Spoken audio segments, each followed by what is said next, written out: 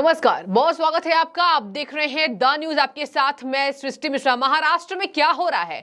महाराष्ट्र में कुछ ऐसी सियासी हलचल तेज है जिससे अजीत पवार का दबदबा महाराष्ट्र की सत्ता में हावी होता दिखाई दे रहा है। बहुत बड़ी खबर, जयंत पाटिल एनसीपी गुट के विधायक दल के नेता और शरद पवार की बेहद करीबी अजीत पवार का दामन थाम सकते हैं। इस वक्त की ब्रेकिंग न्यूज आप देख रहे हो। देखिए, यही खबर लगातार सुर्खियों में छाई हुई है कि क्या एक बार फिर से शरद पवार को बहुत बड़ा झटका लगने वाला है। विधायक दल के नेता और यहां जयंत पाटिल, जिन्होंने खुद अजीत पवार को अयोग्य ठहराया, उनके साथ 8 विधायकों को अयोग्य ठहराने की मांग की थी जब अजीत पवार ने बगावत किया।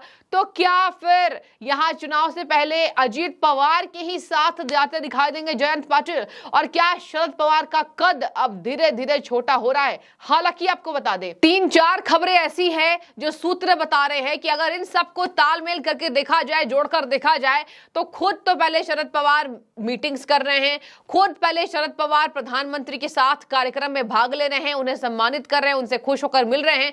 तो क्या यहां मुखिया जी ही पाला फेर लेंगे? और क्या यहां मुखिया जी ही एनसीपी में जो 2 फाड़ हुई है उसके बाद खुद भी सत्ता के साथ जाते हुए दिखाई देंगे? देखिए, बहुत बड़ा संशय बना हुआ है। इनका जो रवैया है जयंत पाटिल का, अभी इन्होंने मुलाकात की थी। इसके साथ ही आपको बता दें, देवेंद्र फडणवीस अजीत पवार से ये अभी मुलाकात कर चुके हैं और यहां पर सुनील तटकरे भी ये कह रहे हैं, और सुनील तटकरे के साथ जो मीटिंग्स हुई थी इस पर भी सियासी दावपेच यही लग रहे दर्शकों कि अजीत पवार का खेमा मजबूत होता दिखाई दे रहा है। इधर आपको बता दें, देवेंद्र फडणवीस, अजीत पवार यहां खुद अभी अमित शाह से मिल चुके हैं। तस्वीरें सामने आ रही है और जिस तरीके से सोशल मीडिया पर एकनाथ शिंदे, अजीत पवार और यहां पर जिस तरीके से देवेंद्र फडणवीस अमित शाह को सम्मानित करते नजर आ रहे हैं, उन्हें फूल देकर उनका स्वागत कर रहे हैं। और देखिए, यह दिखा रहा है कि मीटिंग्स तेज हो रही हैं, बैठकों का दौर जारी है। और देखिए, ताबड़तोड़ बल्लेबाजी यहां हम कह सकते हैं,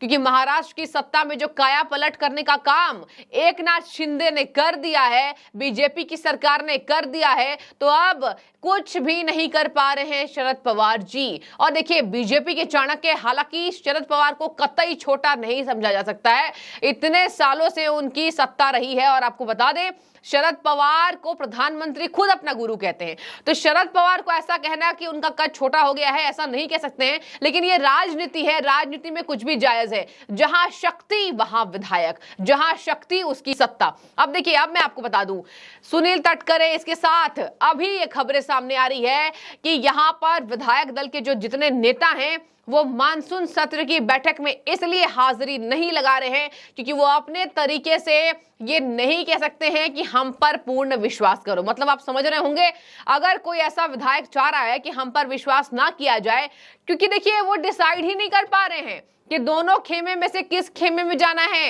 एनसीपी के चुनाव चिन्ह पर भी दावेदारी इन लोगों ने ठोक दी है, मतलब अजीत पवार ने। और देखिए, यहां पर क्या शरद पवार के पास जाए, क्या अजीत पवार के पास जाए? शरद पवार अब बुजुर्ग हो चुके हैं, कैसे संभालेंगे सत्ता? इसके साथ बड़े बड़े नेता वहां पर अजीत पवार के साथ जाते दिखाई दे दिए। और देखिए, एक जो पाला होता है वो धड़ल्ले से शरद पवार का गिर चुका है। बड़े बड़े विधायक अब यहां पर शरद पवार को छोड़कर अजीत पवार गुट में शामिल हो चुके हैं। प्रफुल्ल पटेल जैसे बड़े नेता, एक नाम नहीं दर्शकों, हजारों नाम ऐसे हैं जहां पर एनसीपी में ये जो फाड़ हुई है ये विधायकों की रुचि की वजह से हुई है। अगर देखिए, अगर विधायकों की रुचि ना होती तो बड़े बड़े नेता, प्रफुल्ल पटेल जैसे बड़े नेता नहीं जाते दिखाई देते, यानी कि कुछ भी ठीक नहीं चल रहा है। आगे मैं आपको बता दूं कि जयंत पाटिल जिस तरीके से जाने वाले हैं, अब इन्होंने कह दिया है, ऐसी तो कोई बात ही नहीं है।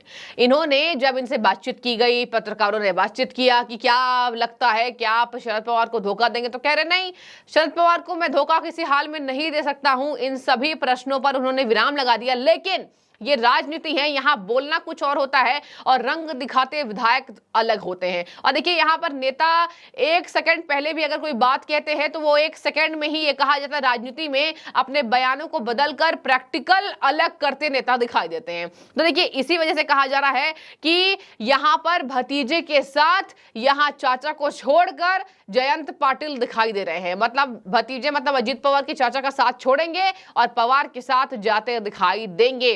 क्योंकि वहां पर डबल इंजन की सरकार, ऐसी बातें अब प्रमुखता से जनता तक जा रही है। डबल इंजन सरकार जब से अजीत पवार शामिल हो चुके हैं। एक बात आपको और बता दूं, मानसून सत्र की जिस तरीके से बैठकों में ये विधायक गायब रहे, वफादारी के प्रदर्शन से बचाया इन्होंने अपने आप को। वफादारी का प्रदर्शन मतलब कि आप आइए, मीटिंग्स में शामिल होइए, आगे की रणनीति बनाएंगे, लेकिन नहीं, कई ऐसे विधायक हैं जो मानसून सत्र में अपने वफादारी के प्रदर्शन से जबरदस्त बचते दिखाई दे रहे। अनुपस्थिति लगाई रही, अधिकतर एमएलए अनुपस्थित रहे। तो देखिए यहां पर अधिकतर एमएलए में से अच्छे खासी संख्या बल दिखाई दे रही है जो अजीत पवार को हां कहते दिखाई देंगे। ये पुष्टि करने के लिए महत्वपूर्ण है कि अधिकतर एनसीपी विधायक अजीत पवार का मन ही मन समर्थन करते हैं। इसीलिए डर था। आपको याद होगा जब अजीत पवार ने अलविदा कहा एनसीपी को, तो वहां पर एफिडेविट में साइन कराया जा रहा था विधायकों से कि आप साइन कीजिए कि आप पार्टी के साथ बने रहेंगे। तो देखिए आपको कुछ विधायकों ने साइन भी किया, कुछ विधायकों ने कहा अभी तक हम किसी भी दोनों दल की मीटिंग में से किसी भी मीटिंग्स में नहीं पहुंचे। अब देखिए धीरे धीरे महीने बीत रहे हैं तो सोच विचार थोड़ी गहराई है और यहाँ पर विधायकों का अधिक संख्या बल अजीत पवार को जाता दिखाई दे रहा है, इसीलिए वो अपने वफादारी के प्रदर्शन से बच रहे हैं। आगे अब चलिए थोड़ी सी बातचीत कर लेते हैं। जयंत पाटिल, कद्दावर नेता, विधायक दल के नेता है, उन्होंने क्या कहा, देखिए क्या कह रहे हैं। कोई सवाल नहीं है, शरद पवार का मैं साथ नहीं छोड़ूंगा। हम एक दूसरे को वर्षों से जानते हैं, मतलब अजीत पवार को, जो ये जाते दिखाई दिए थे मीटिंग्स में। अजीत पवार और एकनाथ शिंदे, देवेंद्र फडणवीस, इन्होंने कहा कि हम एक दूसरे को वर्षों से जानते हैं, दोस्ताना बातचीत होना स्वाभाविक है जो भविष्य में हमारी जारी रहेगी। मतलब अजीत पवार से दोस्ताना बातचीत किससे, जिसने अपने चाचा को अलविदा कहा। और देखिए यहाँ पर बातचीत होना स्वाभाविक है ये कह रहे हैं। हालांकि ये भी नेता हैं, देखिए नेताओं की यही मनोस्थिति रहती है, वो कभी अपनी सच्चाई बताते नहीं हैं। इन्होंने कहा कि जो भविष्य में जारी रहेगा, इसका मतलब ये कहीं नहीं है कि मैं शरद पवार जी को छोड़ रहा हूं।